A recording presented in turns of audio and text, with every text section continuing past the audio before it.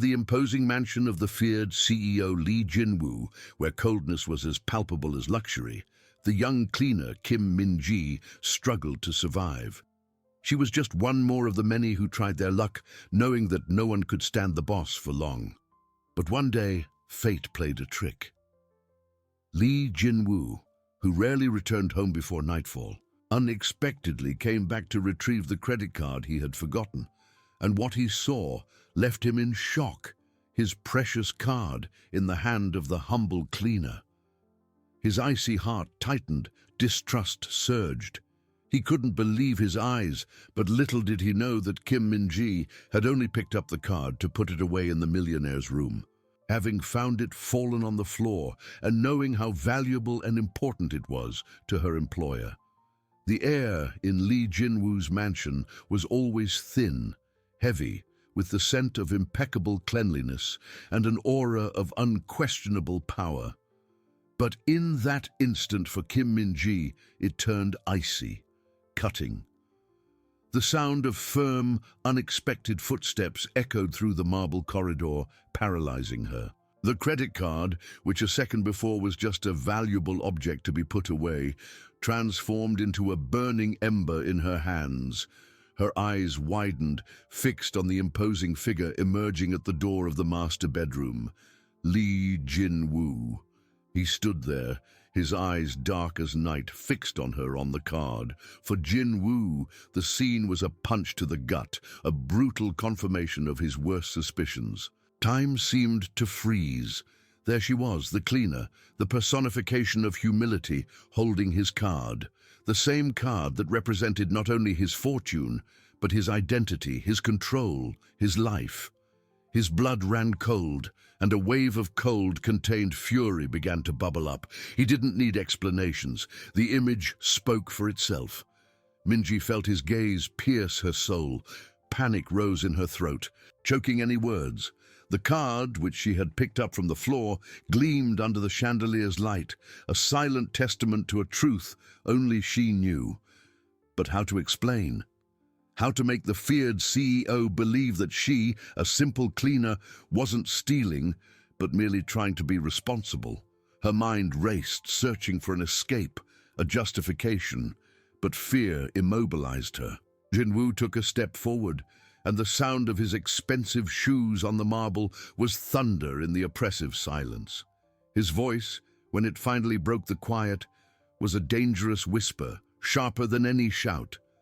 "What are you doing with that, Kim Min-ji?" The question, laden with implicit accusation, made Min-ji's heart race. The card slipped from her trembling fingers, falling to the floor with a thud that seemed deafening. She flinched, her eyes wide with terror.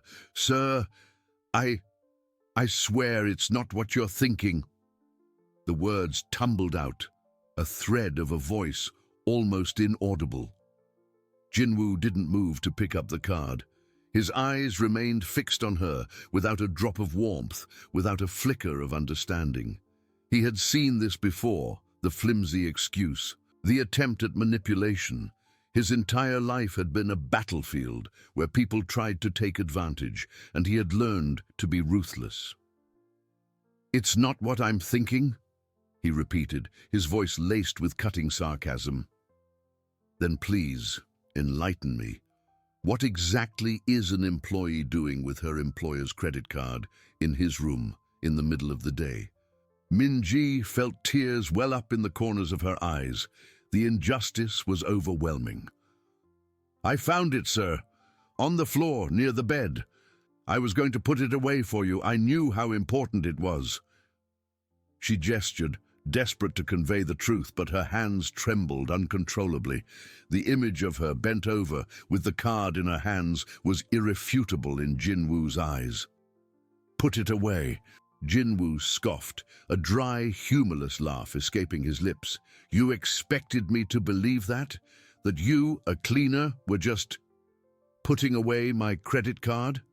For me?" He took another step, closing the distance between them, his imposing presence crushing her. "You know, Kim Min-ji, I've seen all the tricks, the feigned innocence, the good intentions. It's always the same story. Minji's face paled. She felt the ground disappear beneath her feet. "No, sir, please. I would never do such a thing. I need this job. I am honest." Her voice cracked, choked by the sobs threatening to erupt. The mansion, which was once a haven of hard work, now felt like a prison, and Jinwoo, her tormentor. Jinwoo slowly bent down, his eyes never leaving hers, and picked up the card from the floor. He held it between his thumb and forefinger, as if holding irrefutable proof. "Honest," he repeated, the word a poison in his mouth. "Honesty isn't proclaimed, Kim Min-ji. It's demonstrated. And what I saw today doesn't demonstrate honesty." He straightened up, the card now secure in his hand, but the threat in his eyes was palpable. "You know what happens to people who try to deceive me, don't you?" The silence that followed was filled only by the frantic pounding of Minji's heart. She knew, everyone knew, Lee Jinwoo tolerated no failures, much less betrayal. The tension in the air was so dense she could barely breathe. Her future, her reputation, her livelihood, everything hung by a thread, dangling on the tightrope of distrust from a man who refused to see the truth. The surrounding luxury, the artworks, the expensive furniture, all seemed to mock her misery. She was an ant under the gaze of a giant, and the giant had just stepped on her. What would he do now? The question echoed in her mind, a dark premonition of an uncertain fate. The silence was a sharp blade, cutting through the heavy air of the mansion. Minji felt the weight of every second. Her breath caught in her throat, her eyes fixed on the card in Jinwoo's hand. What would he do now? The question echoed in her mind, a dark premonition of an uncertain fate. She knew his reputation. Lee Jinwoo was not a man of second chances, much less forgiveness. His wrath, though contained, was a force of nature, capable of destroying lives with a simple nod. For Jinwoo, the scene was crystal clear. Once again, someone was trying to take advantage of him. The story of his life was punctuated by betrayals, by those who saw his fortune as an opportunity for themselves. He had built his empire on the ruins of his trust, and each new attempt at fraud only solidified his conviction that the world was a cruel place, where constant vigilance was the only way to survive. Minji's fragility, her tears, her choked voice, he had seen all of it before. It was the deceiver's playbook, the rehearsed performance to elicit pity, but he felt no pity. He felt only the old, familiar cold rage, the disillusionment that transformed into relentless determination. He squeezed the card between his fingers, its golden gleam seeming to mock the situation. "You know what happens to people who try to deceive me, don't you?" he had asked. The answer was a terrified silence, which for him was a confession. Minji, in her desperation, tried once more. "Sir, please, I swear on my life. I only wanted to help. I would never steal anything from you. I am an honest person. I work hard.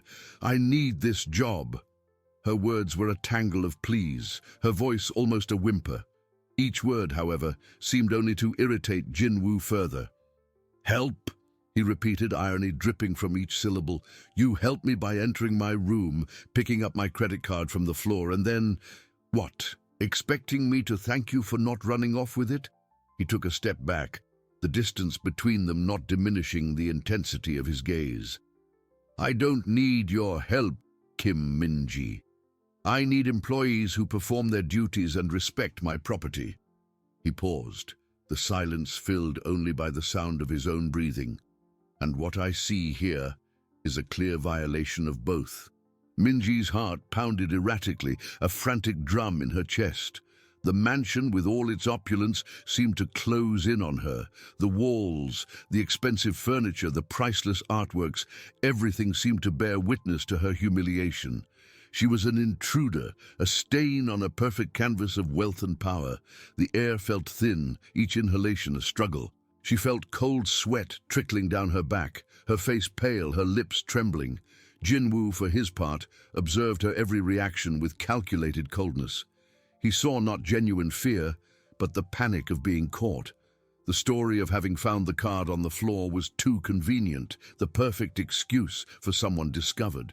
He had dealt with worse situations, with more elaborate lies. The simplicity of her excuse only further convinced him of her guilt. She was an amateur, but a threat nonetheless. He reached into the inner pocket of his blazer, pulling out his phone. Min-ji saw the movement, and her blood ran cold. Was he going to call the police? Would he call the mansion's security? Her mind raced to the consequences. The shame, the loss of her job, perhaps even a formal accusation. Her family, who depended on her salary, would be devastated. The image of her sick mother and younger siblings flashed in her mind, intensifying her despair. "Sir, please don't do that," she pleaded, taking a hesitant step towards him. "I can explain, I swear. I was cleaning the room, and I saw the card fallen near the rug. I know you are very busy and that this card is very important. I just thought I'd put it in a safe place so you wouldn't lose it." The words poured out in a rush, almost unintelligible in her haste. She pointed to the bedside table, where there was a small leather jewelry box Jinwoo used to keep small items. "I was going to put it there, sir. I swear." Jinwoo paused, his thumb hovering over the phone screen. He looked at the jewelry box, then at Min-ji, and an almost imperceptible but utterly humorless smile curved his lips. "A safe place?" he repeated, his voice dangerously soft. "And what would that safe place be, Kim Min-ji? Your pocket? Or perhaps your bank account?" He shook his head slowly, a gesture that seemed to carry the weight of all his disillusionments. "Don't insult me with your naivety. I am not an idiot." The accusation was a direct blow. Min-ji felt her legs weaken. The truth, so clear to her, was a blatant lie to him. How to break through this barrier of distrust, how to make him see that she wasn't a thief but merely a diligent employee, perhaps too naive in her attempt to be helpful. The difference between their realities was an insurmountable chasm. "Sir, please, I would never do that. I have a family to support. I cannot lose this job." Tears finally streamed down her face, hot and bitter. She wasn't crying for pity, but for the overwhelming injustice, for her powerlessness before such absolute power. Jinwoo lowered his phone, but didn't put it away. His eyes, previously fixed on the device, returned to her, hard and unyielding. "Your family is your problem, Kim Min-ji. My problem is the security of my assets and the integrity of my home." He took another step forward, and his voice, though low, carried the authority of a verdict. "I won't call the police. Yet." The last word hung in the air, a veiled but clear threat. Min-ji felt a shiver run down her spine. Yet. It meant the decision wasn't made, that she was still under scrutiny, that the worst might still come. The momentary relief was quickly replaced by renewed terror. He hadn't fired her, but he hadn't forgiven her either. He was keeping her in a limbo of uncertainty, a punishment perhaps crueler than immediate dismissal. "I'm giving you a chance, Kim Min-ji," Jinwoo continued, his voice cold as ice. "But it's not a chance to explain your good intentions. It's a chance to prove you're not a thief." He held up the credit card, and its metallic gleam seemed like a spotlight on her misery. "From now on, you are under observation. Anything, any slightest slip-up, and the consequences will be severe.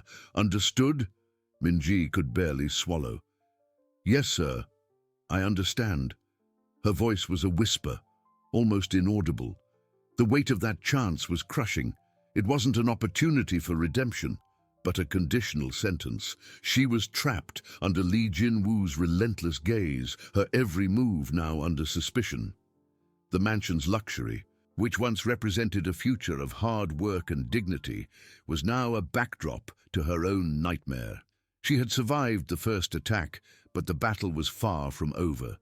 The tension hadn't lessened, it had merely changed form, transforming into a constant pressure, an invisible burden she would have to carry every day, with every task under her employer's icy stare. What would become of her life now under this shadow of distrust?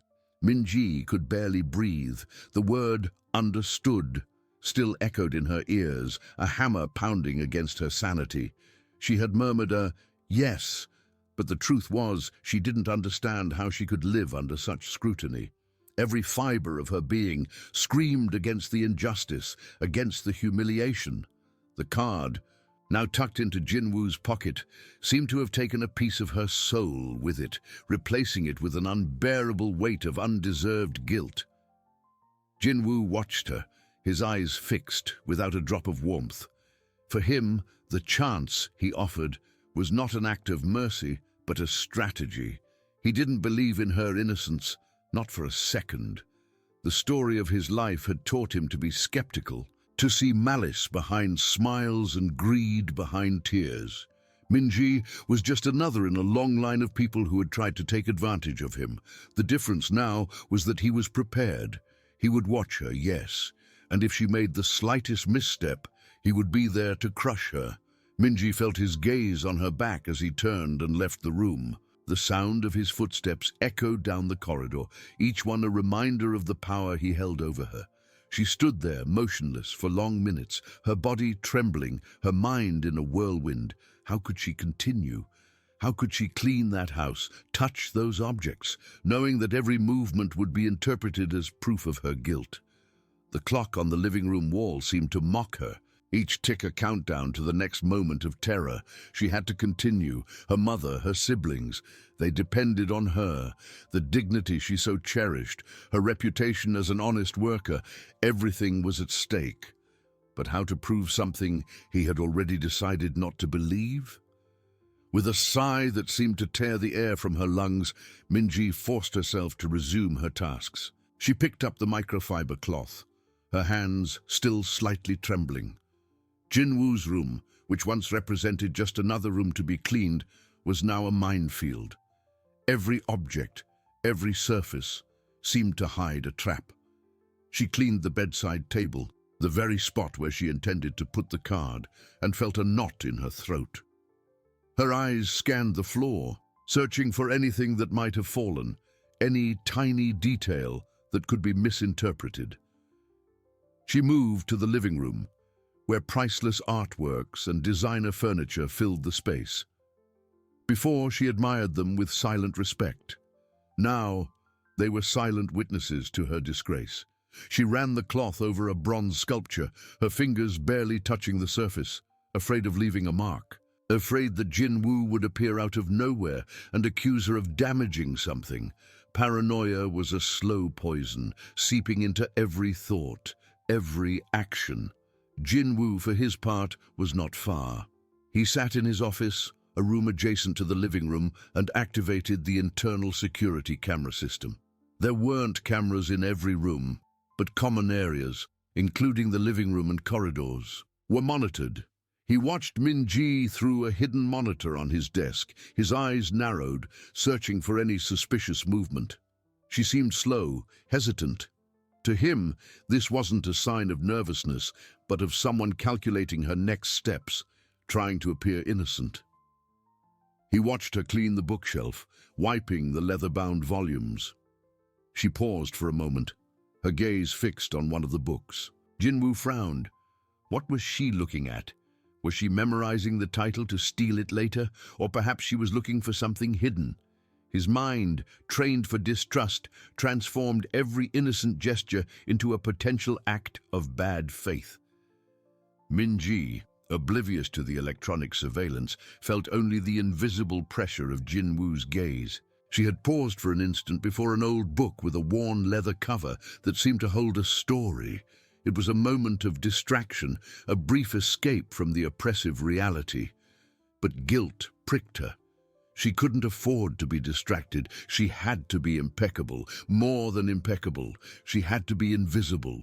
Lunch arrived, brought by one of the other household staff, an older, taciturn man who barely looked at Minji.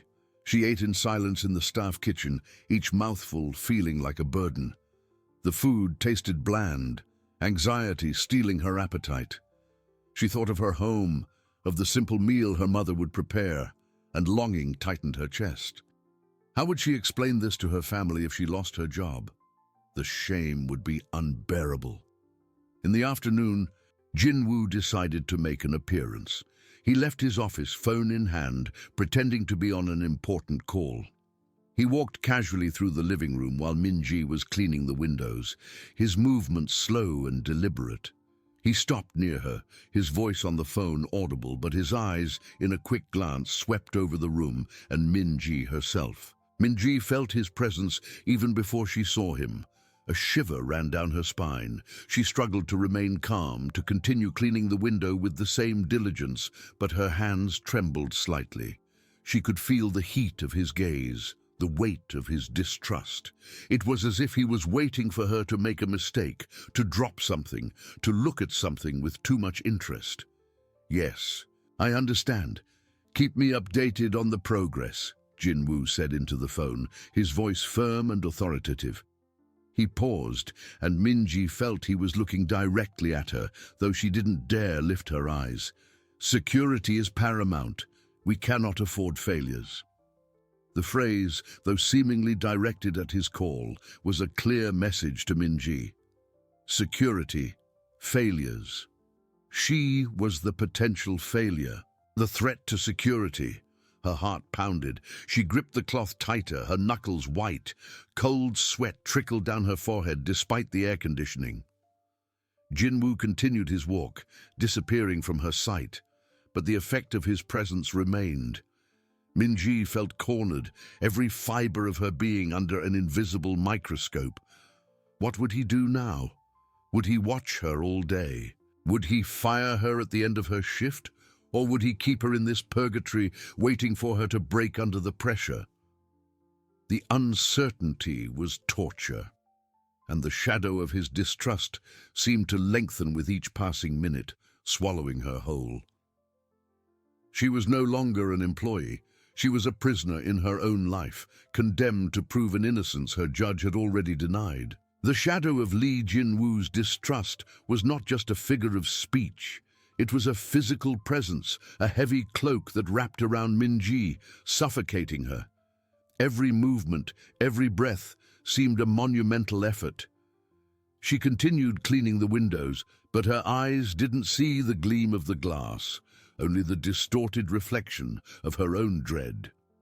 Her hands, once firm and efficient, now trembled slightly, threatening to leave a mark, a smudge, something that could be interpreted as carelessness or worse, as a sign of a guilty person's nervousness. The rest of the afternoon dragged on at an excruciating pace. Minji swept, scrubbed, polished, each task performed with almost robotic precision, devoid of any passion or satisfaction. The mansion's silence, once comforting, was now an echo of her own anxiety, amplifying the sound of her own heartbeats. She could feel Jinwoo's invisible eyes on her, even when he was in his office, even when she was in a room without cameras. Paranoia was a disease, and she was succumbing to it. As the sun began to set, painting the sky orange and purple, Minji felt a momentary relief, a small crack of hope. The end of her shift was approaching. She finished her last tasks in the kitchen, wiping the marble countertops with maniacal attention, as if perfection could erase the stain on her reputation. She emptied the trash cans, arranged the utensils, and finally, with an almost inaudible sigh, picked up her bag. The walk to the service door seemed longer than usual. Each step was a temporary farewell to her torment, but also a reminder that he would be waiting for her the next day. She passed through the main corridor, where the lights were already on, illuminating the artworks and expensive furniture. She didn't dare look at Jinwoo's office, but felt a chill as she passed it, as if the closed door could, at any moment, open and reveal her tormentor. Outside, the cool night air was a balm for her lungs, but not for her soul. She walked to the bus stop, her body exhausted, her mind in tatters. The bus was crowded, and she squeezed in among the passengers, the contrast between the mansion's luxury and the reality of everyday life hitting her hard. At home, her mother and siblings would be waiting, their faces full of hope and affection. How could she look at them, knowing her livelihood hung by a thread, that she was under the shadow of an unjust accusation? She forced a smile as she entered her small house, the familiar smell of kimchi and rice, a bittersweet comfort. "Hello, Mom. Hello, kids," she said, trying to infuse joy into her voice but feeling it empty. Her mother, with her tired but kind eyes, asked about her day. Minji invented small stories, omitting the brutal truth, the weight of the lie adding to the burden she already carried. She ate in silence, the food tasteless, worry stealing her appetite. That night, sleep didn't come easily. She tossed and turned in bed, Jinwoo's words echoing in her mind. "You are under observation. Anything, any slightest slip-up." She dreamed of the credit card, gleaming like a blade, and of Jinwoo's cold eyes, following her everywhere. Meanwhile, in the mansion, Jinwoo was in his office reviewing the security camera footage. He watched Minji's every move, rewinding and fast-forwarding, searching for any hint of guilt. He saw her clean the windows, the furniture, the kitchen. He noticed the slowness in her movements, her hesitation. To him, it wasn't tiredness, but caution, the cunning of someone trying to hide her true intentions. He observed the moment she paused before the book on the shelf, and although she hadn't touched it, Jinwoo interpreted her curiosity as an interest in something valuable, a possible future target. He smiled sideways, a cold, calculating smile. Minji was playing his game, and he was enjoying every minute. He didn't believe in innocence, only in opportunities. And she, in his mind, was an opportunity to prove his theory about human nature. He turned off the monitors, satisfied. She hadn't yet made a blatant mistake, but the pressure was building. He knew it was only a matter of time. The next morning, Minji's alarm clock sounded like a death knell. The dread of returning to the mansion was almost unbearable. She got up, her body aching, her mind exhausted. She put on her clean uniform, but felt dirty inside. The mirror reflected a pale face with deep circles under her eyes, but she forced herself to look normal, not to give her family more reason to worry. The drive to the mansion was a silent torment. Every curve of the road brought her closer to her gilded cage. Upon arrival, she took a deep breath, trying to summon courage she didn't feel. The door opened, and she entered, the mansion's luxury now seeming more oppressive than ever. She began her tasks, trying to merge with the shadows, to be invisible. However, Jinwoo had other plans.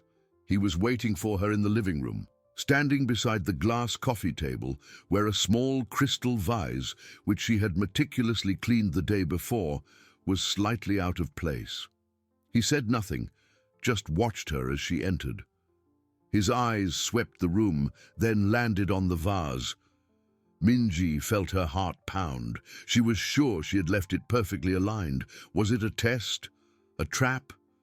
Jinwoo, with a slow, deliberate movement, picked up the vase and turned it in his hands, examining it with an intensity that seemed to pierce Minji's soul. "Kim Minji," he said, his voice low but laden with an authority that froze the air. "Do you remember cleaning this vase yesterday?" The question was simple, but Jinwoo's tone of voice and fixed gaze transformed it into a veiled accusation, a new facet of the torture she was destined to endure. What did he expect her to say? That she had made a mistake, that she didn't remember? She felt cold sweat trickling down her back. The trap was set, and she was about to fall into it. The trap was set, and she was about to fall into it. Jinwoo's question hung in the air, heavier than the crystal vase itself. Minji felt her blood run cold, her heart pounding erratically against her ribs. He wasn't asking about cleaning the vase, but about her honesty, her attention, her very presence. His eyes, cold and inquisitive, left no room for doubt. He wanted to see her falter. He wanted a confession, even if it was for an insignificant error. She swallowed hard, her throat dry. She had to be careful. Every word weighted, every gesture calculated. One false step and everything would be lost. The image of her mother and siblings waiting for her at home flashed in her mind, a painful reminder of what was at stake. "Yes, Mr. Jinwoo," she began, her voice a thread, but trying to sound firm. "I cleaned this vase yesterday. I remember leaving it, aligned with the edge of the table, as usual." She couldn't lie about having cleaned it, but the position, that was more ambiguous. She was sure she had left it perfectly in place, but he had moved it. Or perhaps she was so nervous that her memory betrayed her. Doubt was a weapon he used against her. Jinwoo tilted his head slightly, an almost imperceptible smile playing on his lips. It wasn't a smile of satisfaction, but of anticipation. "Aligned, you say?" He rotated the vase again, his long, slender fingers tracing the smooth surface of the crystal. "Interesting, because I have the impression that it was slightly out of place. Perhaps a millimeter, perhaps two. A detail, of course, but details matter, don't they, Minji?" His voice was soft, almost a whisper. But every word was a hammer pounding in her head. He was mocking her, playing with her perception of reality. He was implying that she was careless, or worse, that she was lying. Cold sweat trickled down her back again, and she felt a blush rise to her face. Shame was a flame consuming her. I'm sure I left it in place, Mr. Jinwoo," she insisted, trying to remain calm, but her voice betrayed a slight tremor. "I always make sure everything is perfectly arranged. It's my job." She tried to appeal to her dedication, to her work ethic, but he didn't seem to care. Jinwoo's eyes narrowed. "Your job? Yes. And perfection is what I expect, not just almost perfect or almost in place. Excellence is the norm here, Minji. And excellence demands attention to the smallest details, details that at times can reveal much about a person." He paused dramatically, the silence in the room amplifying the tension. "Or about your intentions." The insinuation was clear. He wasn't just talking about a vase, he was talking about the card, about the distrust that enveloped her. Minji felt a knot in her throat. She was being judged for a crime she didn't commit, and every attempt at defense seemed only to deepen the chasm between her and the truth. "I understand, Mr. Jinwoo," she said, her voice now almost inaudible. "I will strive to be even more attentive." It was a surrender, a tacit acceptance of guilt for a mistake she wasn't sure she had committed. But what else could she do? Arguing with him would be futile, only reinforcing his image of someone trying to hide something. Jinwoo smiled again, that cold, calculating smile. "Good, I'm glad to hear that." He placed the vase back on the table, rotating it with millimeter precision until it was perfectly aligned. Because, as I said, security is paramount, and trust. Trust is something built with great effort and lost in an instant. He watched her for another moment, like a predator assessing its prey, before turning his gaze away and walking towards the main staircase. Minji felt a momentary relief, but knew the battle wasn't over, it was just a truce. "By the way, Minji," Jinwoo said, stopping on the first step without turning around. His voice was casual, but the tone held a sting of something more, something that made Minji's heart race again. "Have you seen my credit card? The black, titanium one. I left it somewhere in my room, but I can't find it." The air seemed to thin in the room. The mention of the card, so sudden and direct, hit Minji like lightning. This was it. This was the reason for everything. The vase, the glances, the pressure, it all led to this. She felt the blood drain from her face, her hands turning icy. The card. The card she was sure she had seen somewhere but couldn't remember where. Or perhaps she had touched it. She tried to breathe, but her lungs seemed to refuse to function. The image of the card, gleaming under the light, flashed in her mind. Where had she seen it? When? Memory was a fog, distorted by panic. She needed to think. She needed to remember. Her innocence depended on it. Jinwoo finally turned, his eyes fixed on her again, waiting. The expectation in his gaze was almost palpable, a final trap, perfectly set. He knew she had seen it. Or was he just testing her again, playing with her mind? Min-ji felt she was on the edge of a precipice, and the fall would be inevitable if she didn't find the right words, the truth he wanted to hear, or the lie that would save her. But she wasn't a liar. She was just a cleaner, trying to survive. The card, Mr. Jinwoo?" she stammered, her voice failing. I don't." The phrase died in her throat. The pressure was unbearable. She felt she was about to faint. The fate of her family, her job, her dignity, everything hung on her answer, and she didn't have one. Or did she? Memory struggled to emerge from the chaos of her mind. Where was that card? And why did his question sound so accusatory? He already considered her guilty. The room spun. The floor seemed to give way beneath her feet. She needed to cling to something, anything, not to fall. But there was nothing. Only Jinwoo's relentless gaze, piercing her soul. The thin air in the room seemed to suck the oxygen from her lungs. Jinwoo's question echoed in her mind, each syllable a hammer pounding at her temple. "Have you seen my credit card? The black titanium one. I left it somewhere in my room, but I can't find it."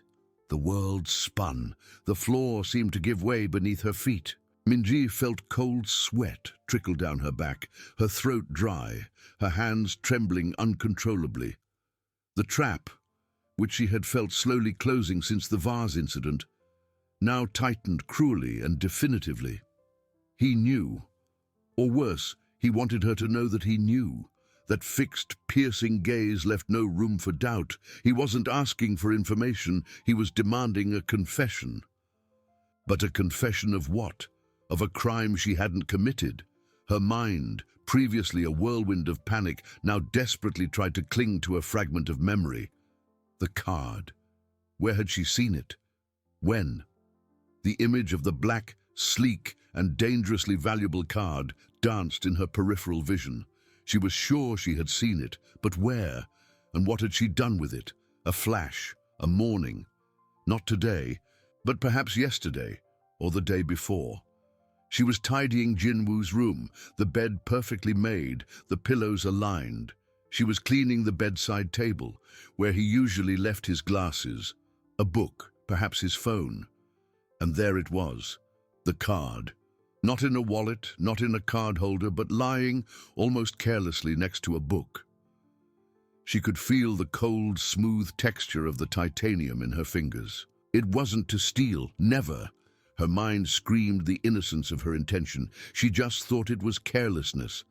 An object of such high value shouldn't be left there, exposed, easy to lose or damage. Her instinct as a cleaner, as a caretaker of that space, drove her. She picked it up. Yes, she picked it up. And then, what did she do after picking it up? Her memory was hazy, fragmented. She remembered thinking of putting it in a safer place, perhaps in the bedside table drawer or on top of the dresser, where he kept other personal items. A place where he would certainly find it, but where it would be protected. But did she put it away, or was she interrupted? The panic intensified. She felt a sharp pang in her stomach. Where was the card now? If she had put it away, Jinwoo would have found it, right? Unless she had put it away so well that even he couldn't find it, or she hadn't put it away at all. Her eyes swept the room, searching for an exit, a clue, anything that could alleviate the pressure. Jinwoo didn't move. He just watched her like a hawk observing a cornered mouse. His patience was the cruelest weapon. "The card, Mr. Jinwoo," she stammered again, her voice almost inaudible. I don't." The phrase died in her throat. She couldn't lie. But she also couldn't remember clearly enough to tell the truth without it sounding like a lie. Then a new flash, more vivid, more terrifying. She was holding the card.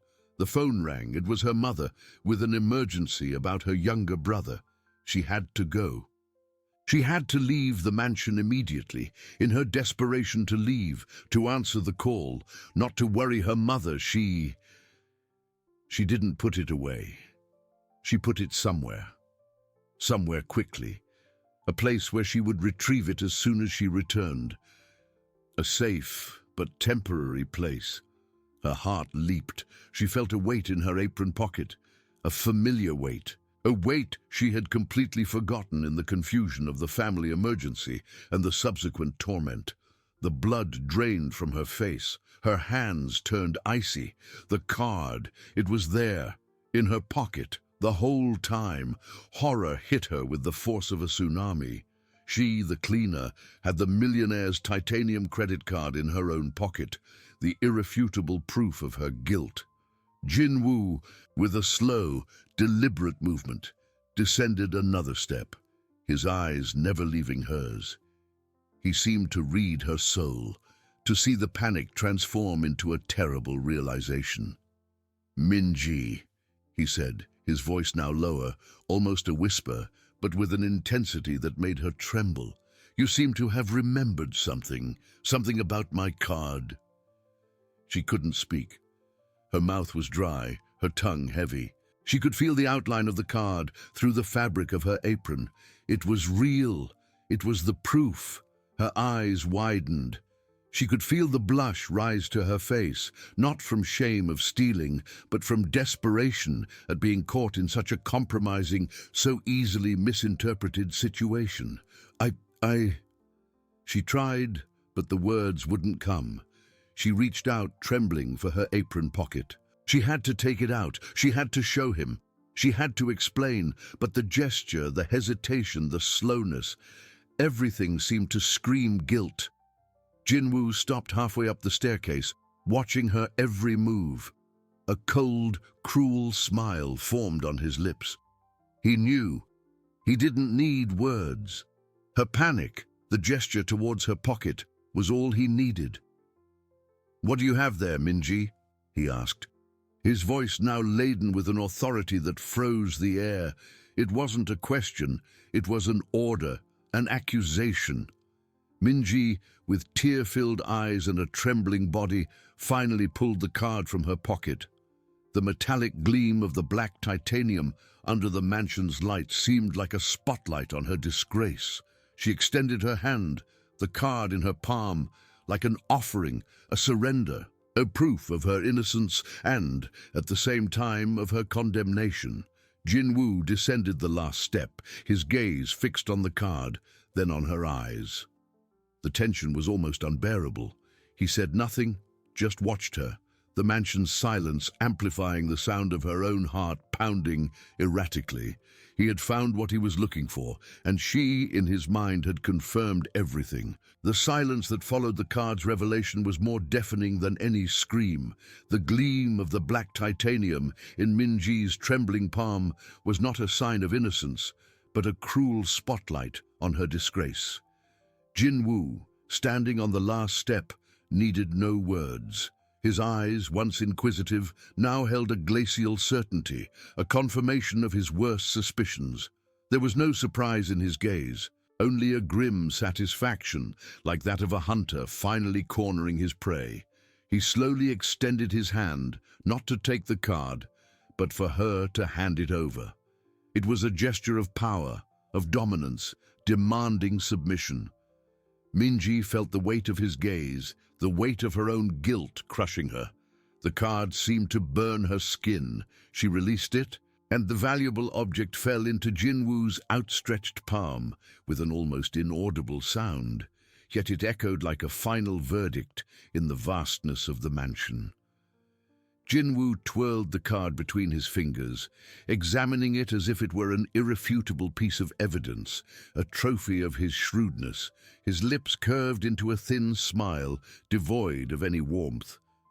"So, Minji," he said, his voice low but sharp as a blade, "you had seen my card and apparently decided to put it away. For me."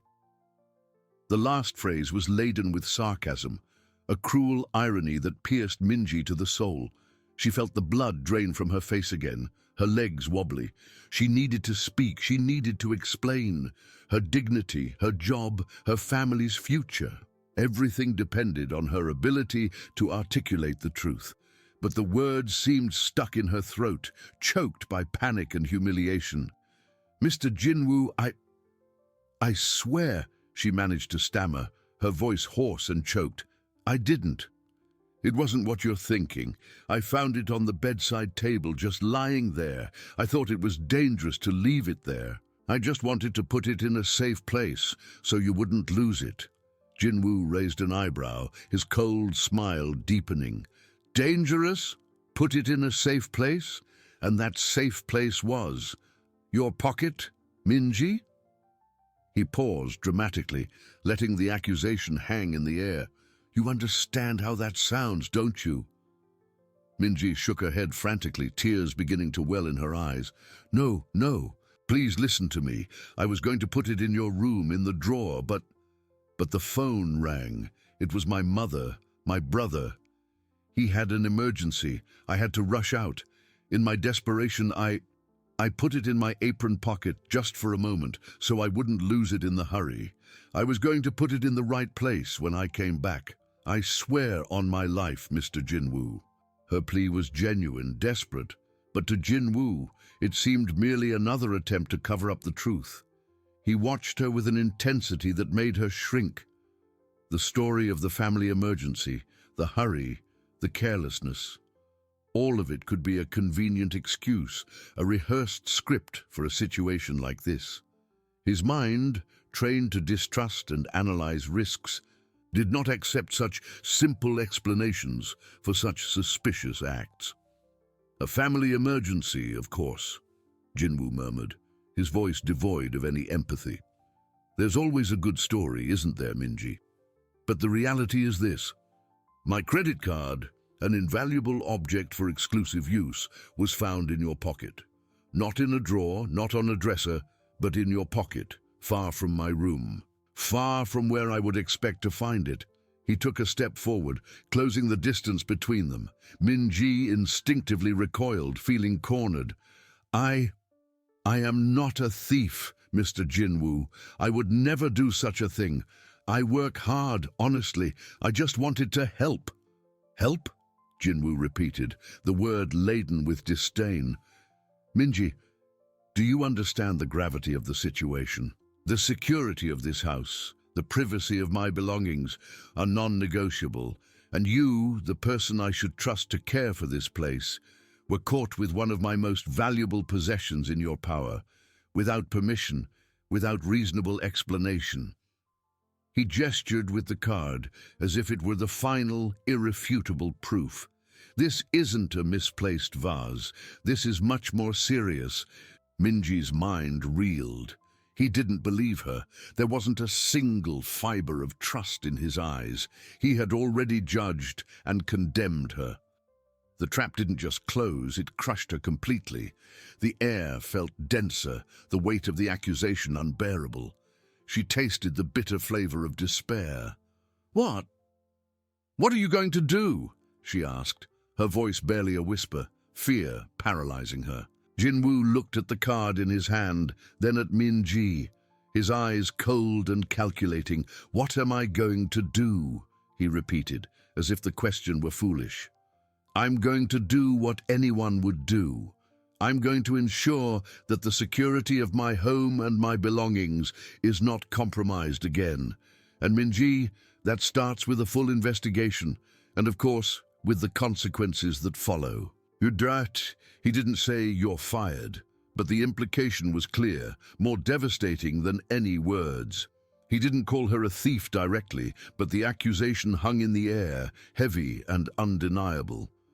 Minji felt the ground give way beneath her feet.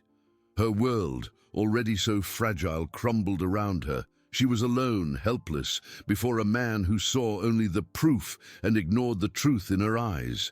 The black titanium card, which she had tried to protect, was now the instrument of her ruin. The air in the vast mansion felt thin. Each breath Minji took a painful effort. Jinwoo's words, cold and laden with implication, echoed in her ears, sharper than any scream. "What am I going to do?" he had asked, and the answer, though unspoken, was crystal clear. She was condemned. Her world, already so precarious, was collapsing in slow motion, and she couldn't find a single foothold to stop the fall. Jinwoo, with the titanium card still in his hand, didn't wait for another plea. His eyes, previously fixed on hers, shifted to his designer wristwatch. Time, for him, was too precious a resource to be wasted on a maid's farce. With a fluid, decisive movement, he pulled his phone from the inner pocket of his blazer. The device, a state-of-the-art model, seemed like a portal to a world where rules were dictated by him, a world where Minji's truth had no place. She watched, paralyzed as he dialed. Each tap on the keypad was a blow to her heart. Each second of silence before the connection was an eternity of anguish. Who was he calling? The police. His lawyers, the mansion's security team. The uncertainty was a slow but effective poison. "Yes," Jinwoo said into the phone, his voice calm and controlled, a brutal contrast to the whirlwind inside Minji. "I need you to come to the mansion immediately. There's a security matter that needs to be resolved, and bring the termination papers. Yes, now." The last sentence hit Minji like lightning. Termination. That was it. There was no more hope, no fair investigation, no chance to prove her innocence. He had already decided. Tears, which she had desperately tried to hold back, began to stream freely down her face, hot and bitter. "Mr. Jinwoo, please," she pleaded, her voice choked, barely recognizable. "I swear I'm not a thief. I can explain everything again. My brother, he's sick. My mother needed me. I didn't want to steal anything." Jinwoo raised his hand, a gesture that silenced her instantly. His eyes, meeting hers again, were devoid of any emotion, like two polished stones. "Minji," he said, his voice low and dangerous, "I've heard your story, and frankly it doesn't convince me. The evidence is here, in my hands, and your reaction, your panic, only reinforces my conviction." He gestured with the card. "This is not an item one forgets in their pocket by mistake, especially when one is in a house that demands the highest level of trust." The humiliation was unbearable. He not only didn't believe her, but he also used her desperation against her. To him, her tears were proof of guilt, not anguish. His mind, trained to see patterns of fraud and dishonesty, had already crafted its own narrative, and in it, Minji was the villain. "You will be escorted by our security team while you collect your belongings," Jinwoo continued, his voice now more formal, as if dictating a memo. "And of course, there will be a full investigation. If any misuse of this card, or any other of my assets, is proven, the legal consequences will be severe. Don't think you can get away with it." The threat was clear, direct. It wasn't just the loss of her job, but the shadow of a criminal accusation hanging over her head. Minji felt a chill run down her spine, a theft accusation that would destroy her reputation, her ability to get another job, her family's future. Her brother, her mother, they depended on her. She shook her head frantically, trying to find the words, the strength to fight against the injustice that crushed her. "No, Mr. Jinwoo, please don't do this. I haven't done anything wrong. I just wanted to protect your card. I am not a criminal." But Jinwoo had already turned away, walking towards the large living room window, the card still in his hand, a symbol of his power and his relentless justice. He gazed at the immaculate garden, as if the conversation with Min-ji was already over, as if she were no longer there. To him, she was just a problem to be solved, a security flaw to be corrected. Min-ji stood there in the middle of the room, the echo of her own pleas dissipating in the mansion's oppressive silence. The scent of polishing wax and fresh flowers, which once signified work and dignity, now seemed to suffocate her. Her heart pounded erratically, not from fear of what he would do, but from despair at the injustice, at her powerlessness. She was an insignificant pawn in his power game, easily disposable.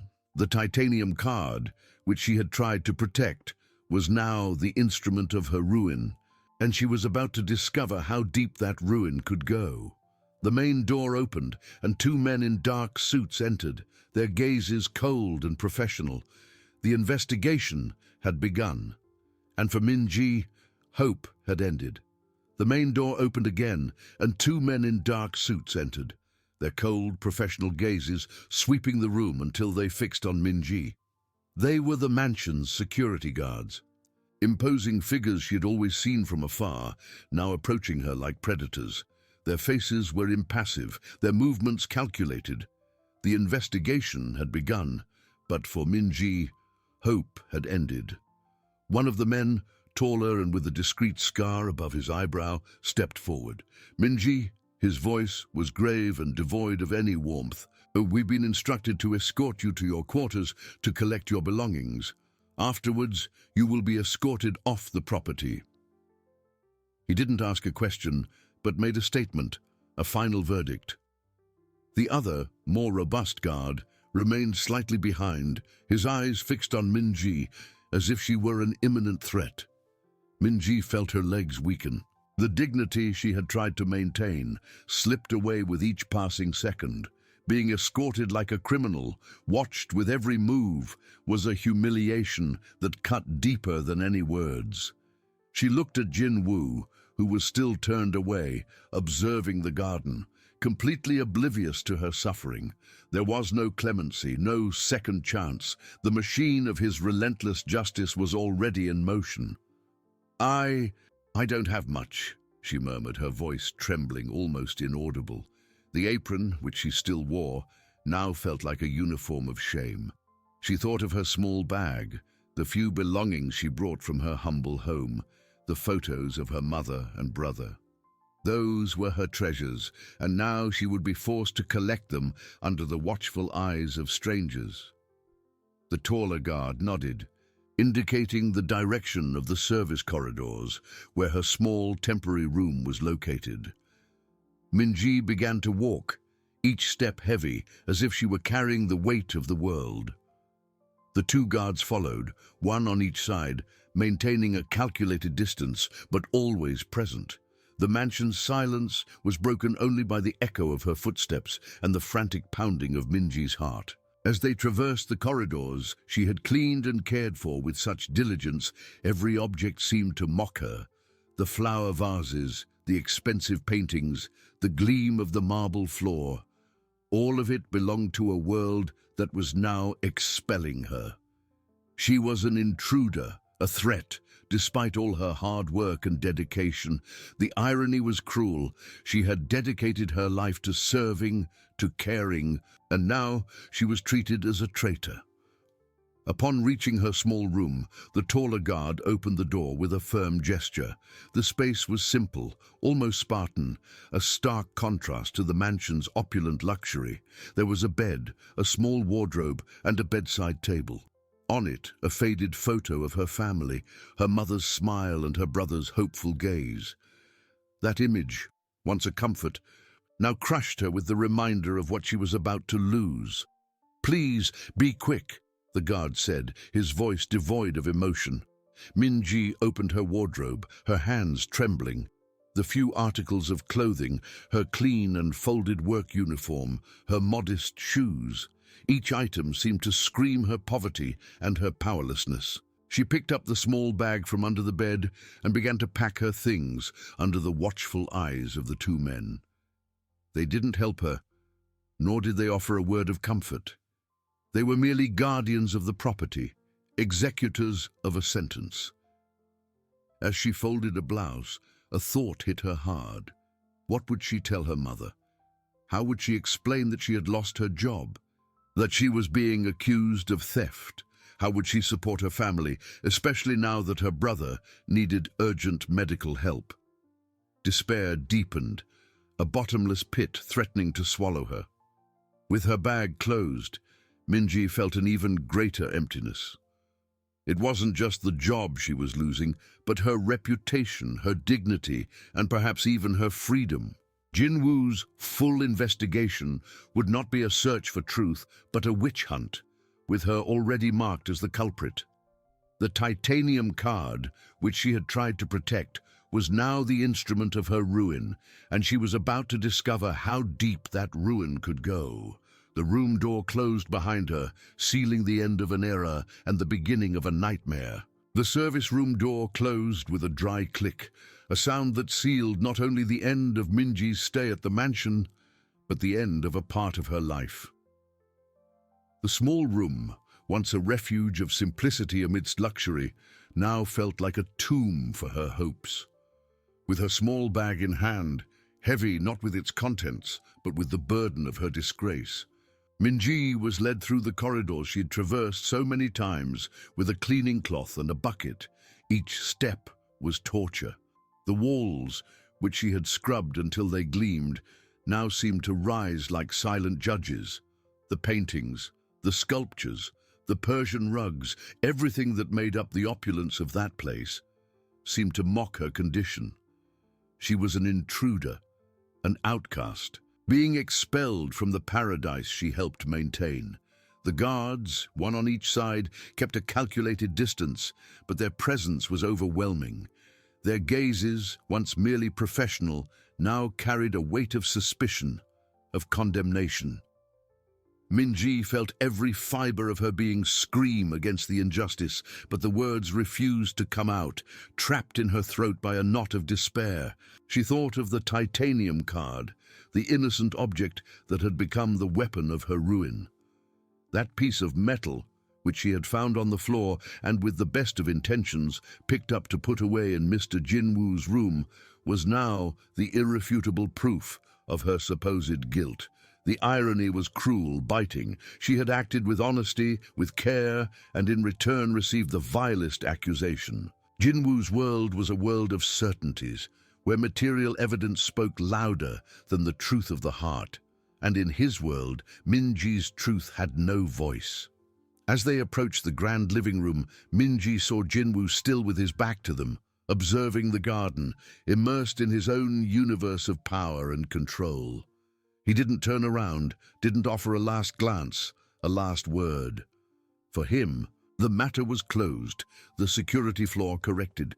Minji was just an inconvenient detail, a stain to be removed. That indifference was more painful than any scream, any accusation. She was invisible to him, disposable. The taller guard opened the main door, a massive dark wooden portal that opened to the outside world. The afternoon sunlight, which once seemed welcoming, now hit her like a spotlight, exposing her shame. The fresh street air, which should have been a relief, felt icy, cutting. Minji hesitated on the threshold, casting one last look into the mansion, at the place where she had left a part of her soul in every clean corner, on every polished surface. It was a bitter farewell, a forced goodbye. "You will be contacted regarding the details of the investigation." The guard's grave voice pulled her from her thoughts. "Any attempt to contact Mr. Jinwoo or any team member will be considered harassment and will have legal consequences." The threat was clear, an invisible wall erected between her and any possibility of recourse. She was alone, completely isolated.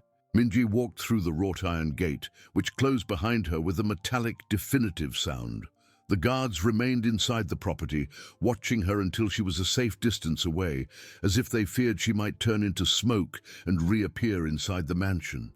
The street, once a path to work, was now a path to the uncertain, to the unknown. With her bag in hand and her heart in pieces, Minji began to walk without a clear destination. The weight of the accusation crushed her. How would she explain this to her mother? How would she get another job with such a severe blemish on her record? And her brother? The image of his pale, fragile face hit her with renewed force. He needed her, needed the medicine, the treatment, and now she had nothing. The tears she had tried to hold back for so long finally streamed, hot and uncontrollable, mixing with the cold sweat of fear. The sun set on the horizon, painting the sky in shades of orange and purple. But for Minji, the world was plunged into deep darkness. The promise of a full investigation echoed in her mind, not as a hope for justice, but as the certainty of a trap. Jin Woo, in his relentless pursuit of order and security, had unleashed a force that threatened to destroy everything Minji had. She was a cleaner, a humble woman just trying to survive, and now she was about to face the legal machine of one of the most powerful men in the country. The titanium card, which she had tried to protect, was not just the instrument of her ruin. It was the symbol of a war she couldn't win, a war between the truth of an honest heart and the cold logic of material evidence.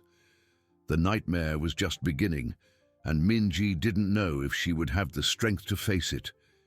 Each step on the sidewalk was a reminder of the distance that separated her from the life she had dreamed of. The mansion, now an imposing and cold silhouette against the twilight, seemed like a fairy tale castle that had devoured and spat her out. The scent of jasmine, which once drifted from the property's gardens, was replaced by the odor of car exhaust and city dust, a harsh and relentless reality. She clutched the strap of her bag, the little she had left, as if she could draw some strength, some comfort from it. But the bag was light, almost empty, a mirror of her own existence in that moment. What to do now? Where to go? Her mother's house was far, and she had no money for the fare. She couldn't go there with this news, couldn't be the bearer of such disgrace. Her mother, so proud of her work, of her dedication. And her brother.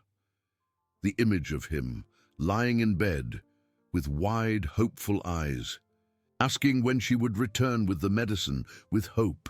Minji's throat closed up. Her despair was not just for herself, but for those who depended on her. She was the pillar, and now that pillar was crumbling.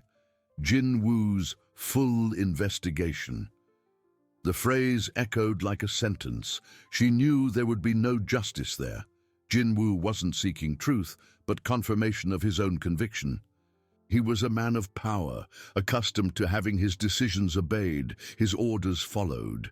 And she was a nobody, an inaudible voice in a chorus of accusations. He had lawyers, resources, the ability to crush her without even blinking. She had only her word, her honesty, which now seemed as fragile as wet paper. The titanium card, that cold piece of metal, was now a monster haunting her. She had seen it on the floor, gleaming under the light, and her first instinct was to protect it, return it, do the right thing. But to Jin Woo, that action transformed into an act of theft, a betrayal, trust, good faith. All of it was irrelevant in the face of evidence. He didn't care about intentions, only about facts as he interpreted them. And that interpretation, forged in his own insecurity and paranoia, was destroying Minji's life. The path ahead was a dense fog. Where would she find shelter? How would she get food? The fear of the future, once a distant shadow, was now a tangible, icy presence, tightening her chest. She was alone, helpless, with the stigma of a thief hanging over her. Night fell, and with it, the darkness of an uncertain future. Minji continued to walk, a small, solitary figure dragging the weight of a world that had judged and condemned her without even giving her a chance to defend herself. Hunger began to gnaw at her stomach, a cruel reminder of her vulnerability.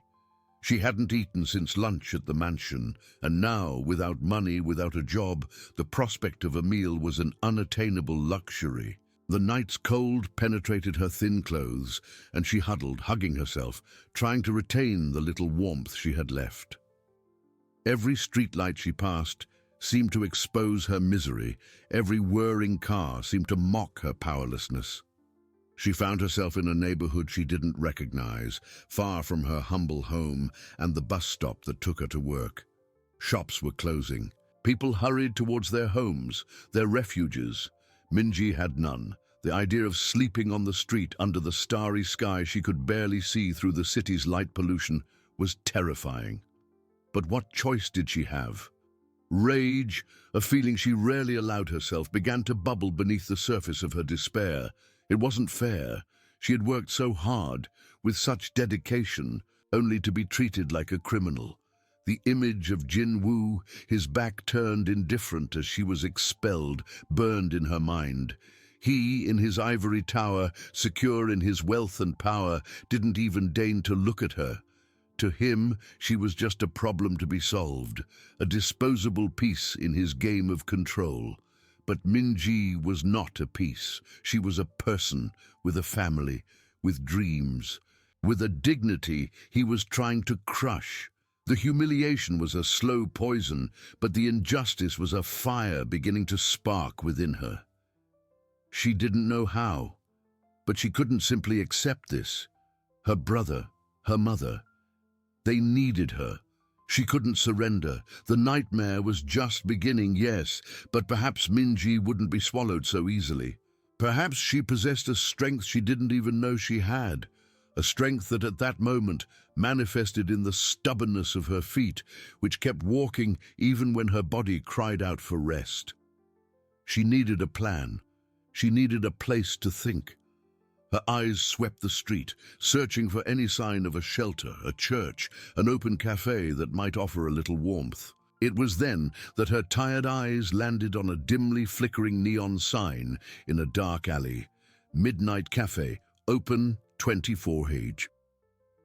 It wasn't an inviting place, but it was a light, a promise of a roof and perhaps a warm cup of water.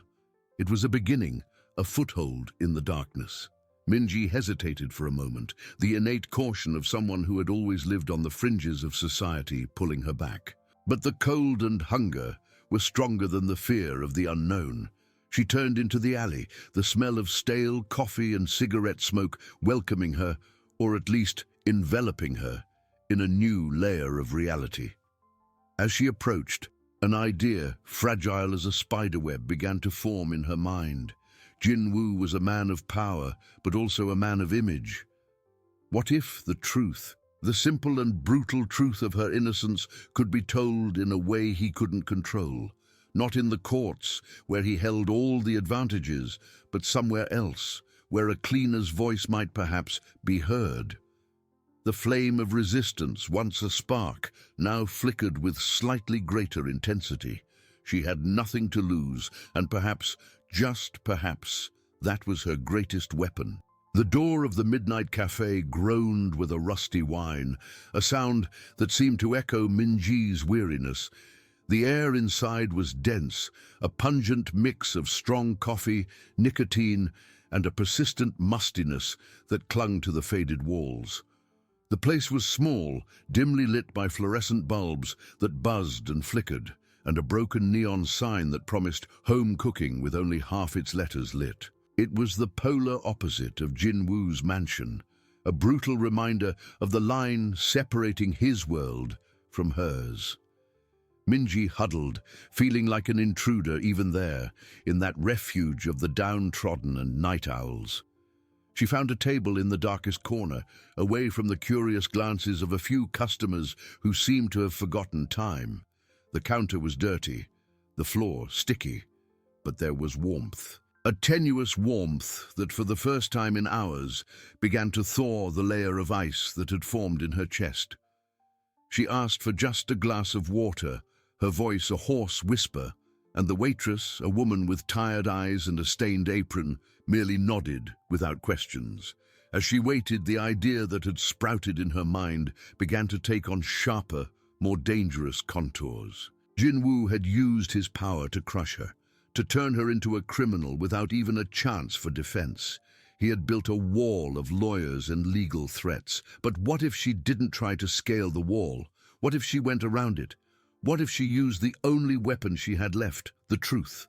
The truth of her innocence, the truth of the injustice she had suffered, the truth of a rich, paranoid man who had destroyed an honest woman's life over a misunderstanding. Where the law failed, perhaps public opinion could act. Where courts were bought, perhaps the voice of the people could be heard. The flame within her, once a stubborn spark, now burned with a feverish intensity. She had no money for lawyers, no media contacts. But the world had changed. Ordinary people now had a voice. Through screens, through shared stories. What if she told hers, not as a thief, but as a victim of arrogance and power? The waitress placed the glass of water in front of her, the ice clinking. Minji picked up the glass, her hands trembling slightly. The water was cold, but the idea simmering in her mind was hot, almost incendiary. Meanwhile, miles away, in the silent opulence of his mansion, Jinwoo wasn't even thinking about Minji. He was in his office, the soft light from the designer lamp illuminating the papers on his desk. The titanium card was back in his wallet, in its rightful place. The threat had been neutralized. He had acted quickly, decisively. That's how control was maintained, how an empire was protected. A problem solved, a stain erased. His mind was already elsewhere, on stock market numbers, upcoming investments, the complexities of a new business.